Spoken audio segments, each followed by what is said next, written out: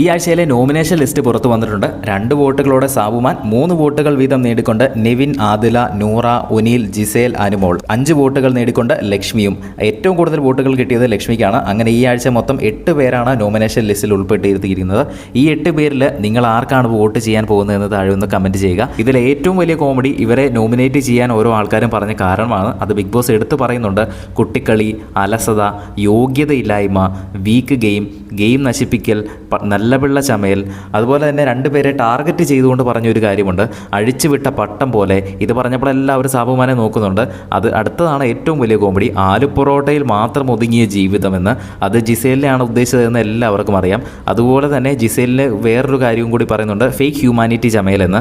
അതും ജിസേലിനെ ഉദ്ദേശിച്ച് തന്നെ പറഞ്ഞാന്ന് അവിടെ എല്ലാവർക്കും മനസ്സിലായി. എന്തായാലും ഈ ആഴ്ചയിലെ നോമിനേഷൻ ലിസ്റ്റിലേക്ക് 8 പേരാണുള്ളത്. നിങ്ങൾ ആർക്കാണ് വോട്ട് ചെയ്യാൻ പോകുന്നതെന്ന് താഴെ ഒന്ന് കമൻറ്റ് ചെയ്യുക. ഈ ഒരു ലിസ്റ്റിൽ നിന്നും 1-2 പേര് വരുന്ന വീക്കെൻഡ് എപ്പിസോഡിൽ പുറത്തേക്ക് പോയേക്കാം. ആരാണെന്ന് നമുക്ക് കണ്ടു തന്നെ മനസ്സിലാക്കാം. കൂടുതൽ ലൈവ് അപ്ഡേറ്റ്സിനായിട്ട് ചാനൽ ഒന്ന് സബ്സ്ക്രൈബ് ചെയ്യുക.